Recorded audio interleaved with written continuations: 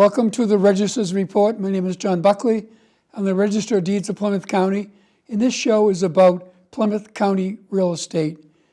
Our headline for the month was Early Spring Market Rebounds for Sales and Mortgages. So this show is being taped in April, but we're going to be talking about the March recording numbers at the Registry of Deeds. You're going to see a bar chart of deeds, which are sales of property.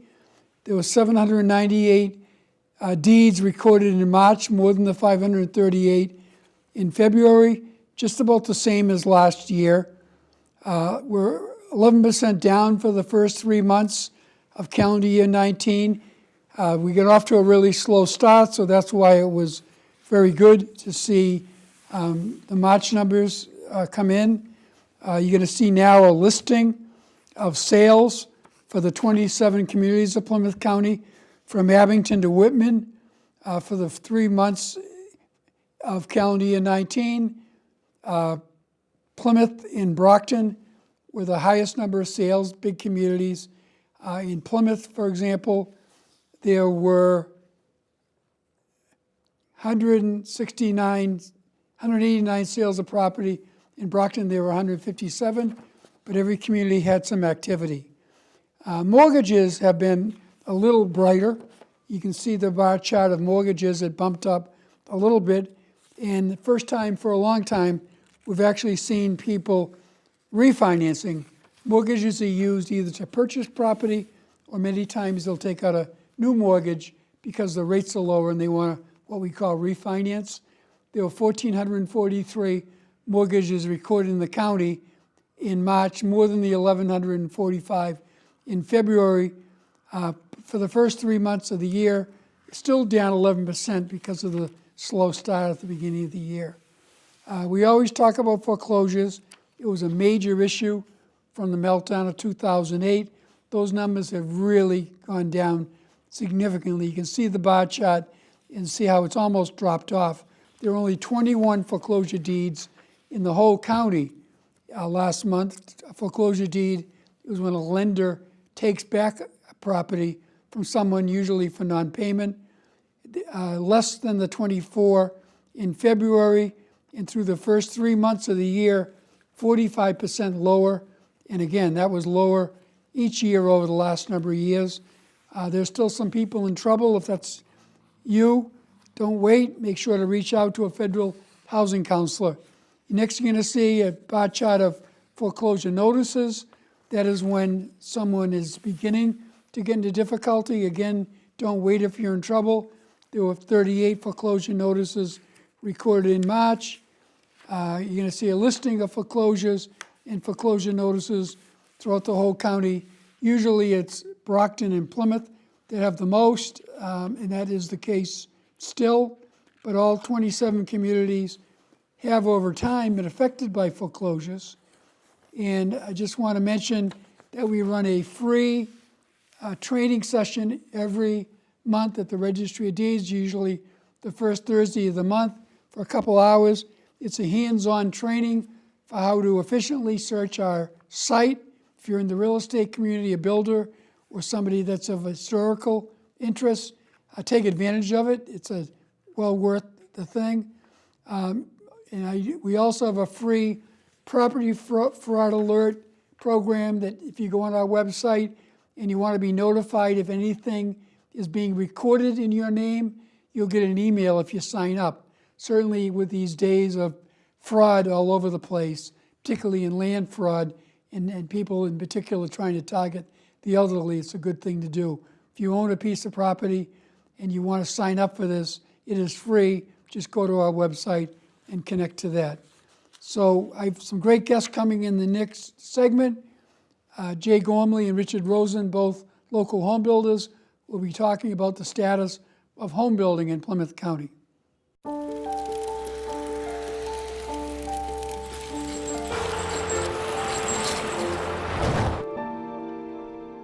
Did you know dragging chains can spark a wildfire?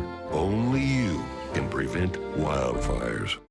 Welcome back to the Register's Report. Again, my name is John Buckley. I'm the Register of Deeds of Plymouth County. In this segment of the show, we always try to do something educational in nature. We've had commercial real estate brokers, a lot of realtors. We've had closing attorneys, everyone involved in the real estate market. But I have a couple of great guests today who have been guests before, and it's always nice to get an assessment from some of our local home builders. I have Jay Gormley of Keller Williams Realty. Jay, good to see you. Good to see you. And Rich Rosen of Rosen Realty. John, Nice to see you, nice to Richard. see you. So why don't you give us a little story, Jay, for our viewers, a little bit how you got yourself involved in the real estate community. Well, back in the 1980s, I always wanted to build houses, but I had no knowledge on how to do it. So I said, I'm going to go get my real estate license and learn on my own. I was fortunate enough to meet a local builder who taught me the ins and outs, and I was also a realtor at the same time. And now, 30-something years later, I'm still building houses, and I really enjoy what I do. And Richard? Yeah, I've been in the real estate business actually probably a little bit longer than Jay because I'm a little bit older than him. But it started by buying investment properties. And I started buying some properties, and I really, really enjoyed the real estate business, and one thing led to another. And as you know, I have a multifaceted real estate business, but it's the real estate development that I really love. And my first big real estate development project was in 1986, and I've done a few since Where then. was that? That was in Whitman, Elliott wow. Woods Condominiums. Oh, right, sure. So it's, and since then, it's just, I've done a number of them. Well, I always find it interesting to have both of you on. I mentioned it to Jay earlier. You're mid-sized builders, you know what's going on in the marketplace. You really can connect what you're doing with what's going on in the economy.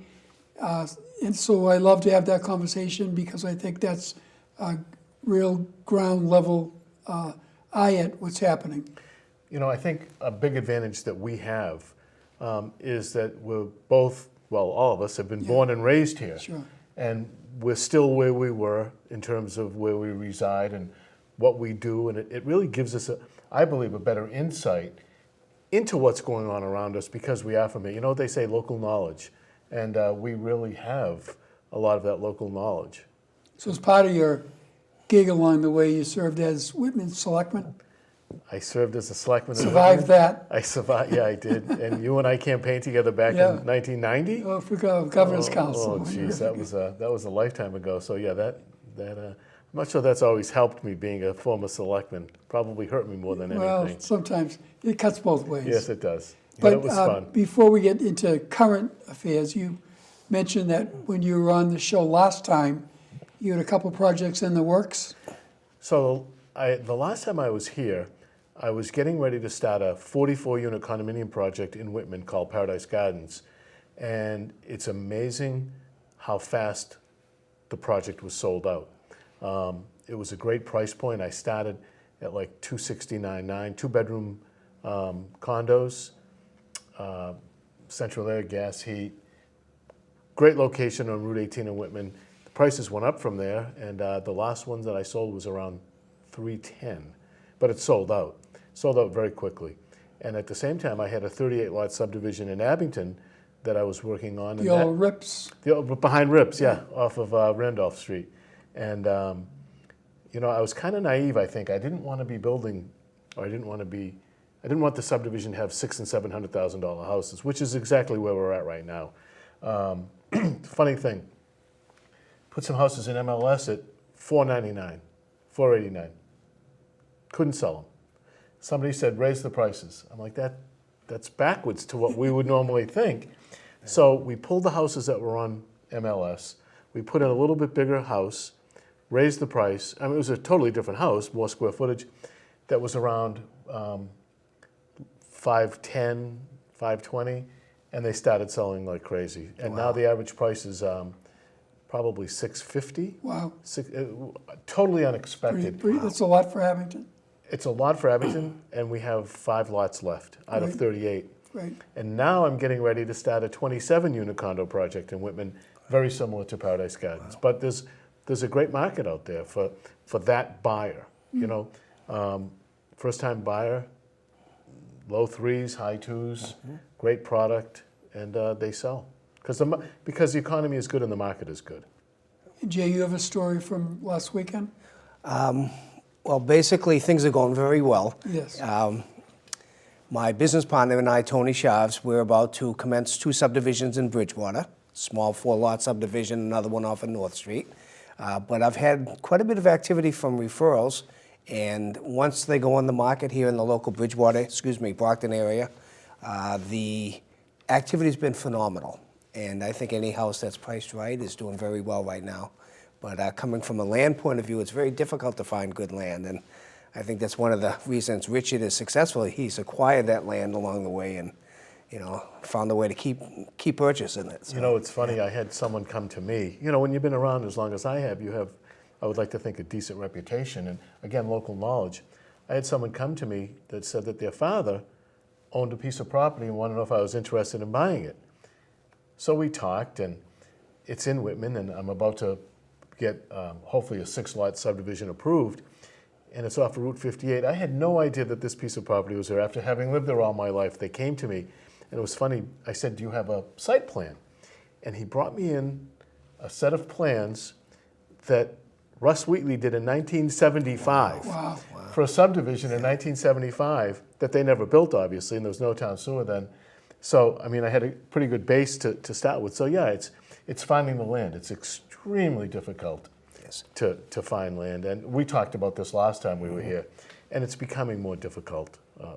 You're running out of it. yes. So that's... So where are buyers, for example, in your Abington development, where are they coming from? Are they within town? Are they coming from elsewhere? It's funny. The last subdivision I did in Whitman, I always like to say people are moving up, not out. Very similar in Abington. People are moving up, and I'm sure you find that in Bridgewater. People like to stay where they are, but they want to move up to a better product. So a number of people are moving up, not out. And then we have some people from Quincy and Weymouth, that neck of the woods. You tend to find people moving south all the Right, time. here, down here they do. Always, that trend has been there since I was a kid. I mean, everybody in Whitman back in the 60s was from Dorchester. Right. And it's still somewhat similar that people, the movement tends to be south. So you mentioned that you had a couple homes that you were showing recently, and all of a sudden you had a whole bunch of people show up? Well, we've had 3 listings in the last month, and we did open houses on Saturday and Sunday. Tremendous amount of activity. Sometimes as many as 15 or 20 groups of people per day. And usually by the end of the weekend or the first of the week, you'd have several offers on the property, very good qualified offers. But I agree, most of the folks are staying local. The Brockton area is staying in Brockton. I've had a few folks that work for the city that have to stay in the city and they want to improve their location. And then when we deal with Bridgewater, a lot of folks are coming from the Brockton area and going to the Bridgewater, the Lakeville area. Yeah. Moving south, as you Yes. say. Yep. So we talked before about barriers to building, because clearly there's a shortage of housing. The inventory, as we all know, is very, very low. You talked about finding buildable land. Anything else that comes to mind, Jay? Yes. Respectfully, the tariffs that have been imposed on a national government level has interfered a little bit with our cost structure. Okay. And it's, What type of materials? we're talking a lot of materials that are being imported, especially from the Canada area, Okay. steel, things of that nature. Yeah. But we have to be very cautious on the prices that we quote to make sure that we can deliver it. Because whenever you quote a price, you got to stay with that price. But it's been a little bit challenging on making sure that the materials we purchase are the price we think they are. So that's one challenge for us. Richard? In terms of getting a project approved, it's just the different towns that you have to deal with. Some towns are easier to do business in, other towns aren't. You have to know the zoning regulations. Some towns require a quarter of an acre, some towns require an acre for a lot. So that becomes a problem. He does more of the house building, I do more of the actual developing. And knowing what the zoning rules and regulations are, and some boards aren't all that happy to see you sometimes, because there are still a number of groups, organizations, people that are anti-growth. Although you need the growth to sustain, especially in these days, you need that new growth figure when it comes to trying to to trying to do your budget in the town. So I think new growth is important. You know, condos typically don't bring children, so which is a good thing. But finding the land and getting it approved is difficult. You know, there's a bill out there somewhere at the State House that the governor's been promoting for housing, and that enhances the building of housing. Is what he's trying to do because of the shortage of housing and the prices going up everywhere. I mean, Boston's a different story.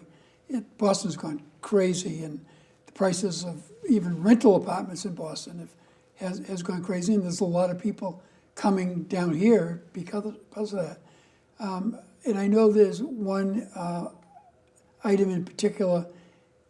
So rather than having to get a 4 out of 5 vote on a zoning board, you get 3 out of 5 is sufficient. Have you seen that at all?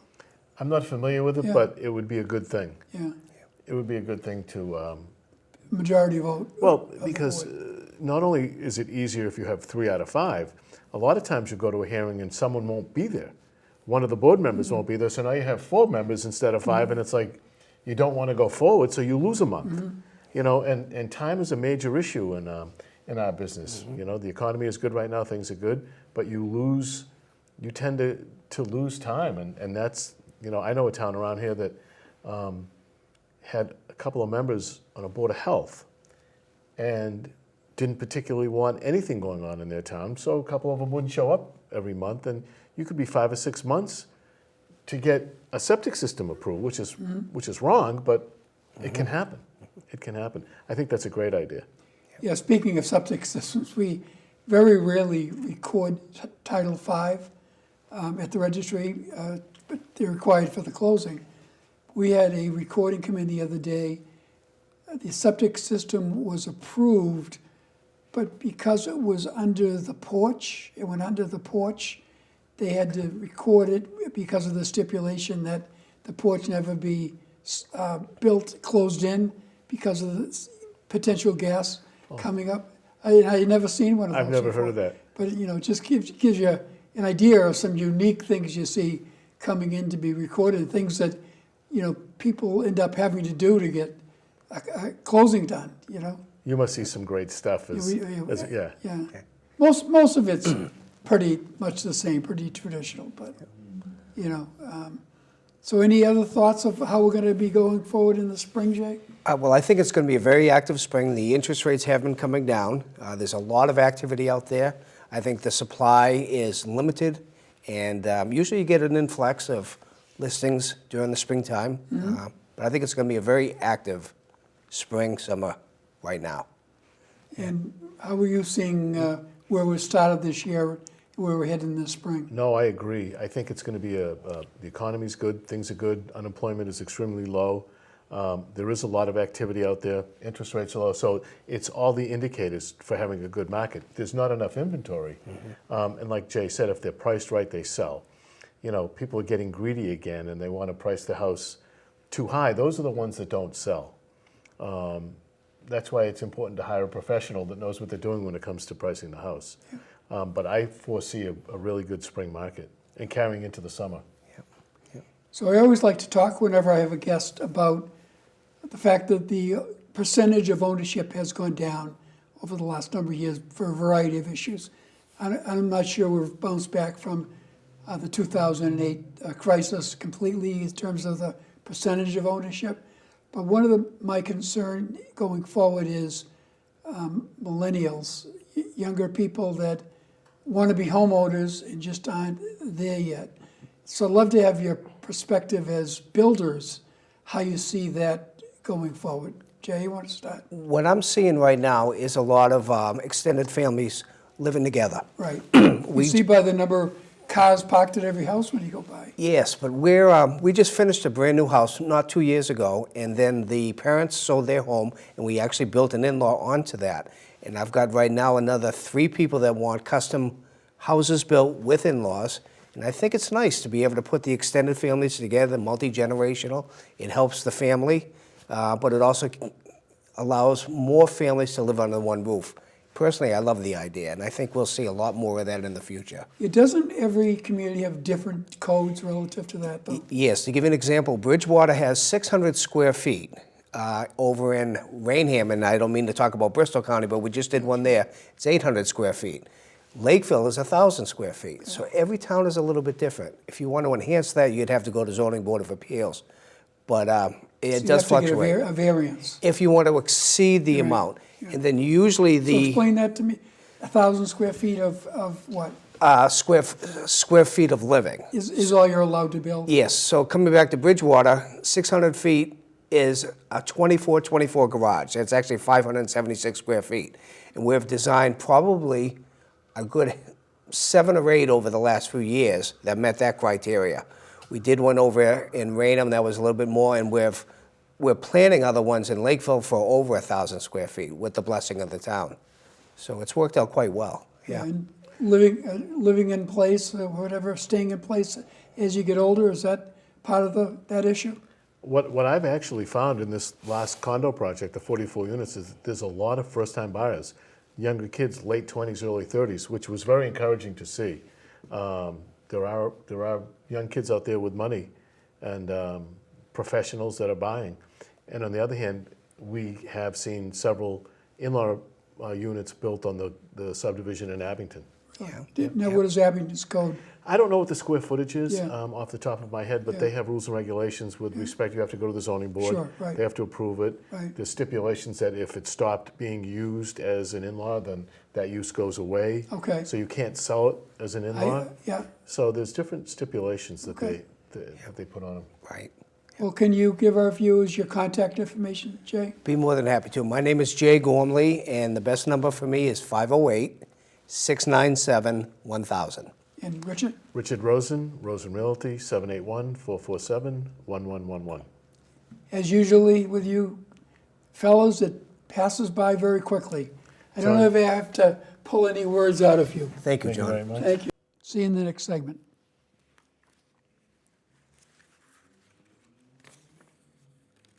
Bing bang, huh? Oh, good. Ready to go? Yep. In 5, 4, 3, 2. So I want to thank Richard Rosen and Jay Gormley for the great job they did in describing what the conditions are in our area relative to home building, how there's a shortage of inventory across the board, but by adding some new homes, it does lessen the issue. They're doing some pretty good developments that are getting great response. So I always like to get their perspective on the ground level of what's actually happening out there in some of the subdivisions we drive by and see developed. In this segment of the show, we always try to do something about our great county history. We talk about some of the holidays of the month. World Health Day on the 7th. Palm Sunday will be the 14th. Good Friday, the 19th. Passover, the 20th. Easter on the 21st. Earth Day on the 22nd and Arbor Day on the 26th. But we also have coming up next Monday from this show is Patriots Day. So I'm going to bring forward a couple of our notable land records related to the Revolutionary War period here in America. Deborah Sampson was a woman from Plimpton, and she was involved in the Revolutionary War. She actually dressed up as a man back in 1782, enlisted in the 4th Massachusetts Regiment. She enlisted as Robert Shirtliff, and she fought in a lot of battles over her time in the service, in West Point and Tarrytown in particular, and was wounded 3 times. She was honorably discharged from the Army by General George Washington in 1783, and she died in 1827 at the age of 66, but her likeness adorns the flag of the town of Plimpton in Plymouth County, and there's a monument in her honor on the Plimpton Town Green. In 1983, Deborah Sampson was designated the official state heroine for the Commonwealth of Massachusetts. Another interesting connection to the Revolutionary War is the New Guinea settlement at Parting Ways in Plymouth. It's a site in West Plymouth where the town of Plymouth had granted land to 4 Revolutionary War African American soldiers. They fought in the Revolutionary War, came back to Plymouth, and the town of Plymouth in 1792 granted them the use of 94 acres of land on the Plymouth-Kingston line. They established a settlement where they remained with their descendants until 1908. It's believed that all 4 soldiers came to the United States from Guinea, Africa, via Cape Verde. The site is on Route 80 in West Plymouth, includes a marble tablet memorializing the settlement and the graves of these 4 African-American veterans. It's on the National Register of Historical Places. If you're ever looking for something to do and you want to walk around and see something that you've probably never seen before, you can pull in and walk around. Last but not least, on the notable records, Mickey Cochran was a famous baseball player. He's the only person from Plymouth County in Cooperstown Baseball's Hall of Fame. He was born in Bridgewater, led it in 5 sports at BU, baseball, football, basketball, hockey, and boxing. Played for the Tigers in the athletics, won 5 pennants, 3 World Series, and 2 American League MVPs. Fiery competitor. There's a plaque in his honor at a baseball field on Route 18 in Bridgewater. And then we always talk about some of our colonial records. There is a colonial record that was in recognition of the colonial court voting a gentleman to take wood from a little island off of Marshfield and Scituate. His name was William Maycomer. He was a cooper. He came over from England as an experienced cooper. At that time, building barrels was very important to the survival of the colonists because they used barrel to store beer, to store food, and it was quite a skill. But he was the only person allowed to take wood from that site. Others were allowed to take hay from that island, Wood Island, but certainly one of our interesting stories. I want to thank Lorna Green Baker and Christine Richards for helping me put this show together from my office.